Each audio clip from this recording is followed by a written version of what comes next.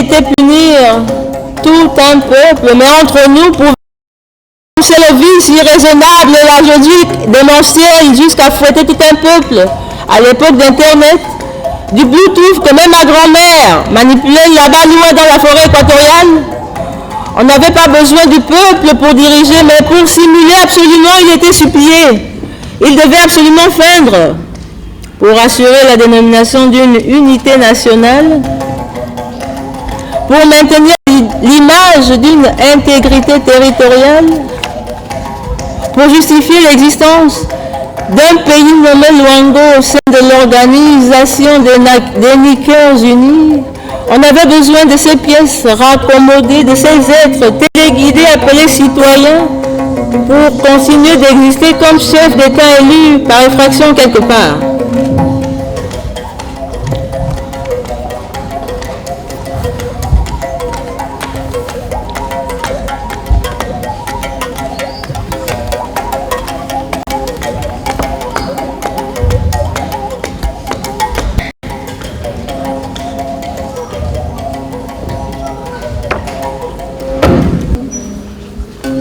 Je voudrais, avant de donner la parole, vous demander d'observer une minute de silence pour une raison. Il y a moins, et c'est curieux, ils sont décédés le même jour. J'ai perdu il y a très peu de temps 2 êtres qui ont déterminé ce roman. Le maréchal du roi Dieu est décédé le 4 mars. Et le grand frère de mon père, que j'appelais affectueusement Aimé Césaire, est décédé aussi le 4 mars. Donc pour toutes ces raisons, et parce que ces personnes auraient dû être là, et parce qu'on croit que les morts ne sont pas morts et qu'ils sont là, je voudrais que l'on observe pour eux une minute de silence, s'il vous plaît.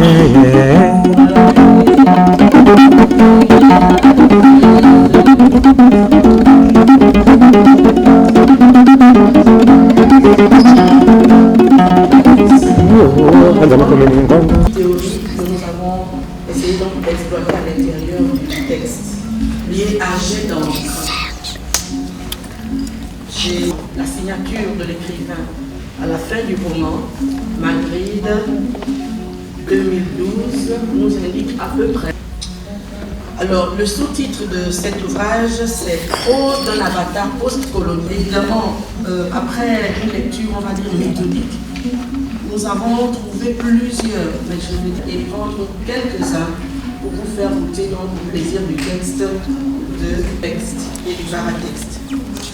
On pouvait regarder 6 textes qui indiquent qu'il est un roman langage et le métalangage. On a un effort permanent de formalisation dans l'hybridité générique, c'est-à-dire le fait qu'il y a un mélange de genres entre le roman, le théâtre et la hyper-narration. On pouvait étudier le métissage lexical familier entre des patronymes, c'est-à-dire des mots venus des langues vernaculaires, et on a l'impression qu'on boucle, qu'on tourne en rond. On est inerte bien que dynamique. Et la description des espaces textuels qui rappellent bien le désir se donne à voir dans les populations livrées à la pauvreté et au mal.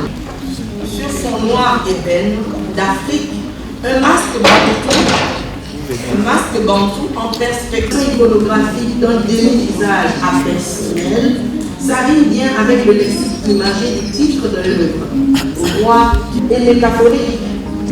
Nous voici donc plantés en plein cœur d'un oxymoron, si absurde ou découpé dans sa chair au sens dénoté, mais il sera coupé du pouvoir à la suite d'un putsch par un groupe. C'est la cyber-révolution. La précision du genre du texte en plus de la romancière. Elle dit ceci, à la suite du titre, Roi découpé, elle prose post-coloniale, fin de citation. Comme si la post-colonisation et l'écriture de la post-transformation fantasmagorique des ruses de Christophe Colomb, feignant de sourire sur les côtes d'Amérique. Une phase, n'y a-t-il donc rien de postérieur dans la post-colonisation? La post-colonisation. Ce texte est-il vraiment prosaïque? Puisqu'il est surchargé d'images luminogènes, de sonorités cadencées, de temps, par le croisement des instances énonciatives, par la vitesse, je cite, page 123, ça donne ça, avec Cécile, page 214. Luango était, tout le monde s'occupe de tout, tout le monde parle de tout, tout le monde sait tout le monde dit tout le monde fait tout le monde critique tout le monde. La loi, c'était eux. Là, nous avons des députés. Les députés, c'était l'écriture en boucle fermée, doublée d'une volonté hyperbolique de grossir abusivement les faits, mais en exergue l'extrême indignation des instances du récit. Si névropathologique, celle du surplace, s'ajoute une régie du texte pour le moins chaotique, pour sa discursive, curieusement combinée. En effet, entre l'essayiste et la romancière, Odomba imaginait lui-même la suite de cette histoire mouvementée. Quant à la désignation des espaces, la plus ostentée, Luango est perdition, Luango est coquin, Luango est paperasse, Luango est fouillard, Luango est complexe, etc. Le patronyme désignant le pays, coordonné par un refrain, arrive pas à pas les avatars de l'évolution et surtout de l'involution d'une société décadente. Nous allons terminer cette lecture par l'hybridité typographique d'un dialogue suivi, c'est-à-dire des tirets, des guillemets, etc. Et pourtant, de bout en bout aussi, on n'arrête pas de dialoguer. La narratrice utilise souvent le mot inclusif, interpelle directement les narrateurs, passe du discours direct souvent pour émettre des arguments d'émotivité, toute sa gravité, toute sa solennité. C'est une écriture si libre qu'elle n'hésite pas à insérer des néologismes, voire des gabonismes, des mots ratés, écartés, écartelés, dispersés à bon escient, et sa cadence haletante ne permet pas au lecteur de s'arrêter à mi-chemin. Le plaisir du texte barthésien est élevé par la tournure érotique que prend ce récit. Quand la narratrice se dévoile dans ses coulisses pour le sexe, pour ce chapitre 6 de la première partie du roman, intitulé Phéromone à Luango, elle devait ne pas survivre à cette passion. C'était du feu, un feu qui brûlait et qui aurait fini par nous achever. Ensuite, il parcourut les pieds, les jambes, la vulve, le ventre, les seins, le cou, les lèvres, sa bouche et la mienne. Le moment de la soumission arriva. J'avais toujours aimé la soumission dans ces moments-là. J'adorais être soumise et être le symbole de la femme objet, de la femme enfant. Ensuite, il me tourna et retourna, m'allongea sur la bille, session de mon orchidée. Ensuite, il tira mon string de côté pour lécher mon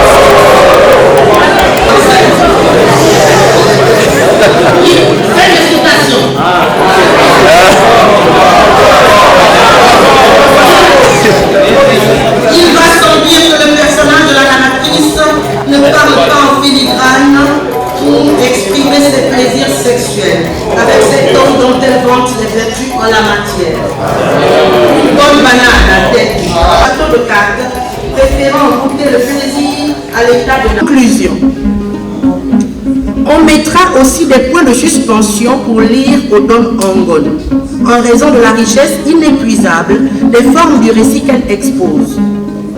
Dans sa fonction idéologique, le point de vue de la narratrice est que, je cite, « Quand on tue le rêve de quelqu'un, même s'il respire, il ne vit plus. » Fin de citation.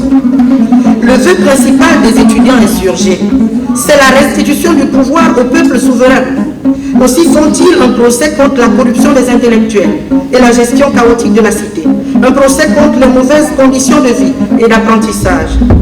La narratrice passe tous les dysfonctionnements sociopolitiques et économiques sous son œil de cyclone.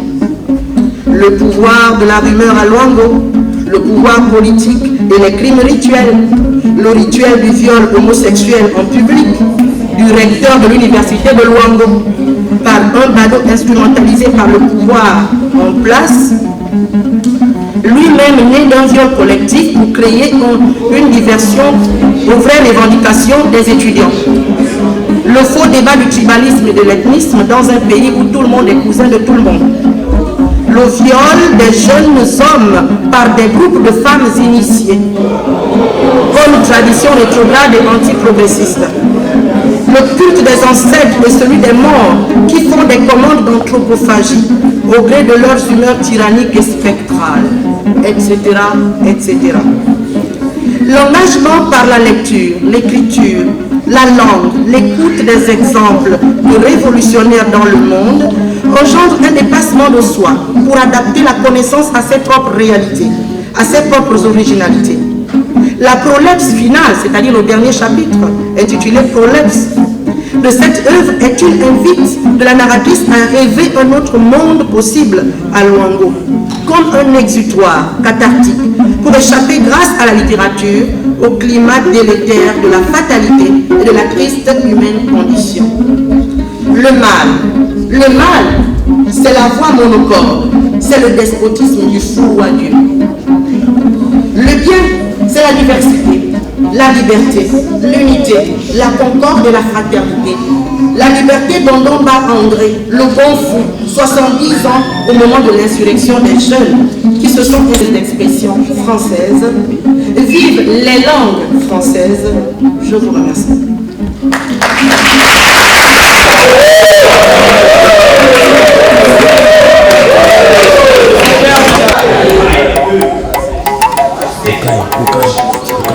La norme, c'est ça. Un réseau de valeurs empiriques dont l'amendement ou la légitimité s'opère, soit par le biais d'une évaluation statistique, soit par le canal d'un aval historique ou par le truchement des critères socio-culturels que partage et valide une communauté plus ou moins élargie. La norme serait donc un corps de prescription et d'habitude standardisée car commune et familière ou familiarisée car apprivoisée à une société. Autrement dit, un amas de construction sociale de plus grande puissance, nourrie par l'imaginaire d'un peuple et élaborée par ce peuple, pour ce peuple-là. Notons ici une action interactive, une relation synergique, une notion d'exclusivité et d'autonomie. Et c'est là l'élément le plus saillant, où l'émetteur-auteur est son propre destinataire, le producteur son propre consommateur. Il y a là dès le départ un processus orienté d'autoproduction et d'autoconsommation. Soulignons que ce même corps, ce même ensemble de valeurs, bien que souvent donné pour universel par le discours dominant, peut varier et varie souvent d'ailleurs d'une société à une autre. Le mode Roi Dieu coupé, c'est le titre du roman. Voilà, je suis l'auteur. Le Roi Dieu coupé, c'est un roman qui parle des situations, des pays africains, voilà, de la région post-coloniale située dans le sud du Sahara. En l'occurrence, tous les pays qui ont acquis leur indépendance dans les années 60. C'est un peu une sorte de bilan du cinquantenaire des indépendances africaines. Donc c'est une façon, vue de loin, parce que j'ai écrit ce roman loin de l'Afrique, de faire une critique et de voir vers où on va, tant sur le plan politique, économique, culturel. Donc Roi Dieu coupé, qui rend aussi hommage à la question, au questionnement de la folie en région africaine, parce qu'on remarque quand même qu'il y a beaucoup de fous dans les pays africains et ils sont de plus en plus jeunes. Et ils choisissent souvent les centres de pouvoir pour aller écumer leur folie. Donc je voulais me poser la question de savoir ce que c'était qu'être fou et quelles étaient les raisons qui amenaient les gens de plus en plus jeunes à être fous. D'ailleurs, le titre du roman est inspiré d'une phrase d'un marginal qui vivait à Libreville et qui est décédé récemment et qui placardait ses messages sibyllins un peu partout dans la capitale du Gabon, Libreville. À travers mon roman, je voulais aussi parler de la question de la mémoire. Il est assez curieux de remarquer que pour un continent dit vieux, il y a très peu d'éléments qui nous renvoient à notre passé. On a l'impression que l'Afrique a commencé à exister à partir de l'époque coloniale. On a l'impression qu'on découvre l'Afrique à travers les éléments qui parlent de la colonisation. En fait, c'est une critique pour nous dire c'est vrai qu'on a été colonisé, c'est vrai que la colonisation est une exaction, mais il y a aussi une responsabilité de la part des Africains de prendre leur avenir en main, de faire une sorte de bilan, de critique, d'exégèse de ce qu'ils ont été, pour savoir comment vivre avec ce patrimoine lourd, où quand même il y a eu des complicités locaux. On a besoin de savoir quels sont nos héros. On vit parfois loin du continent et c'est dans les livres écrits par d'autres peuples que l'on découvre qui nous sommes. Je pense qu'aujourd'hui il est important que l'on sache d'où on vient pour savoir où on va. On parle souvent de la célébration des indépendances africaines, mais avant ça, on ne sait pas ce qu'on a fait et qu'est-ce qu'on célèbre, de quelle indépendance on parle, qu'est-ce qu'il y a eu avant. Mais aussi, à travers le roman, c'est pour parler de la cohabitation plurielle. On a besoin de savoir que tous les pays africains, que les habitants des pays africains vivons le métissage. Et que le métissage n'est pas seulement né de la rencontre de l'Occident et de l'Afrique, parce que au Gabon, par exemple, aussi, il y a des métissages locaux. Ces rencontres à travers les mots, à travers les us et coutumes que l'on a épousés, à travers les États qui sont devenus pluriels, avec plusieurs ethnies qui parfois n'avaient pas le même avenir, le même passé, mais qui ont dû faire lit ensemble et qui sont aujourd'hui considérés comme des citoyens. Voilà. Merci. Alors comment ça va? Vous avez trouvé l'œuvre et son auteur? Bon, déjà, c'est une merveilleuse rencontre parce que ce livre m'est tombé dans les mains par le truchement de nos enseignants, notamment Honoré Nungu, qui m'a demandé donc de le parcourir avec l'œil d'une analyste de la littérature sous l'angle de l'énonciation. Et en ce qui concerne le texte lui-même, nous avons là la naissance d'un roman, on va dire d'un roman inaugural dans ses structures et dans ses formes, dans la thématique qu'il aborde, parce que Roi Dieu coupé célèbre la folie positive, la liberté de dire et de penser, le pouvoir du peuple, donc la démocratie. Et quand on voit la manière dont l'auteur mêle les genres, c'est-à-dire en même temps on a l'impression d'être dans une pièce de théâtre, mais on ressent de la cadence en lisant le texte, donc on a l'impression que c'est un poème, mais en même temps on a parfois l'impression que c'est une chanson. On se met là justement dans un genre hybride, et l'hybridité de cette langue que présente Odom Angon participe du métissage culturel de notre société nouvelle africaine, qui ne peut pas être, on va dire, pure au sens où l'entendaient les nazis, parce qu'aujourd'hui, à cause de l'histoire coloniale, nous sommes obligés de cohabiter, nous sommes obligés de recréer un monde, nous sommes obligés de mettre, on va dire, les fichiers à plat pour redémarrer une société nouvelle. Et c'est ce qu'elle donne comme projet. En ce qui concerne l'écrivain elle-même, c'est une découverte, puisqu'elle est docteure en philologie, c'est-à-dire la science qui étudie les mots. Donc, elle m'est très familière, puisque nous travaillons la langue française et donc nous sommes intéressés par tous ceux qui sont spécialistes de la langue et nous pensons que c'est une fierté nationale que venant du terroir, une fille du pays produise un texte d'une si grande épaisseur. Et moi j'inviterai tous ceux qui justement aiment les œuvres de l'esprit à découvrir cet ouvrage qui vaut la peine d'être lu en tant qu'il est un exutoire pour essayer de sublimer les passions de notre mal, hein, le mal tel que l'entend Camus dans La Peste, la difficulté de la vie. Mais aussi, ce livre est une orientation pour une révolution personnelle dans la mentalité, dans la compréhension de l'existence. Et moi, je pense qu'on peut mettre tout dans ce qu'Odom Angon a écrit. Ça peut être pour les uns un texte historique parce qu'on découvre beaucoup de structures historiques à l'intérieur. Ça peut être un texte philosophique parce qu'il y a une grosse réflexion, une refonte de nos habitudes, de nos échelles de valeurs. Même les valeurs traditionnelles sont passées sous son analyse et nous trouvons ça courageux de sa part. Le texte est écrit de façon esthétique du point de vue littéraire. Et donc agréable à lire et facile aussi à lire.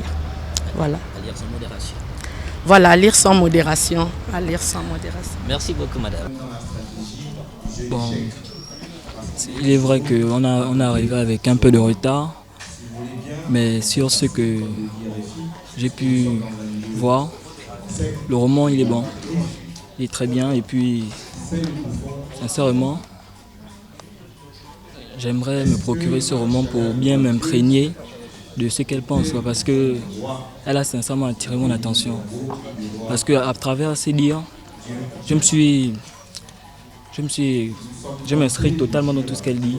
Et je pense que pour qu'on avance, il faut vraiment aller purger dans le passé parce qu'on est en train de perdre complètement toutes nos valeurs. On perd toutes nos valeurs et c'est important d'aller aussi puiser dans le passé. Parce qu'on est, comme ils ont soulevé le point de l'Internet. Avec Internet, même là, elle vient de donner le roman là. Il suffit qu'on prenne le titre, on part sur le net, on met un résumé. Mais qu'est-ce que vous dites qu'on va lire? Sur le nombre d'élèves du lycée technique qui sont là par exemple, bon, pas forcément que le lycée technique, le nombre d'élèves qui sont là. Sur 10, il y a peut-être 2 qui vont bien prendre le temps de lire le roman. Parce qu'avec l'essor des NTIC, il suffit d'aller sur le net, on frappe le nom, on met le roman.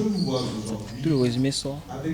Donc il faut qu'on essaie un peu de repartir dans les ressources. Merci de me passer le mot. C'est un peu ça. Bon, déjà, c'est quelque chose d'instructif.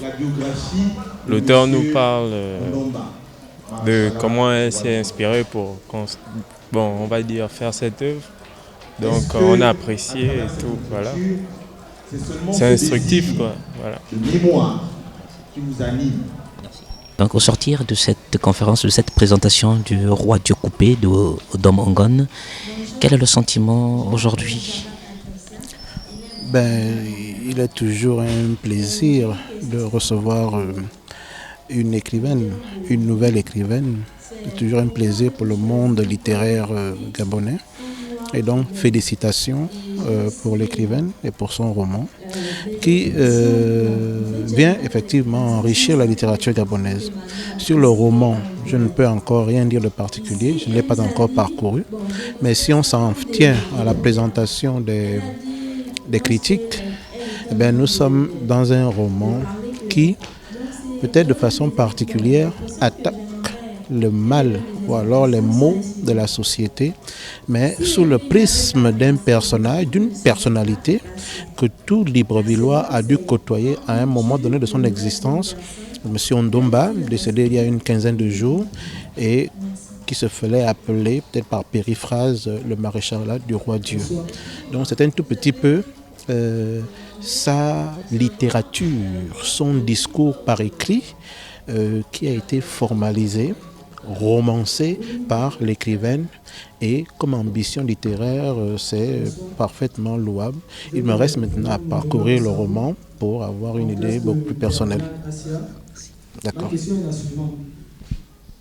Qui ont précédé les faits actuels. ce que nous voyons est peut-être juste un phénotype, d'un génotype qui vient de la colonie. Nécessaire pour nous de comprendre. Je pense que c'est ce qu'elle a voulu dire.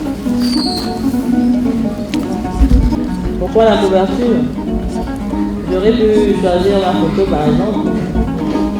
Mais franchement, je pense que si j'avais voulu me faire connaître, j'aurais mis ma photo sur autre chose. Et c'est assez curieux parce que c'est pour ça que je disais que lorsque un texte a été lu par quelqu'un, il offre une nouvelle lecture. Il y a autant de lectures que de lectures de ce masque frontal qui serait comme coupé, mais je n'avais jamais vu ça. Je n'avais jamais vu ça comme ça. J'ai trouvé ça absolument magnifique, qu'il me fasse découvrir mon texte à travers sa critique. C'est ce qui est enrichissant lorsque chacun donne sa vision des choses. Pourquoi ce masque?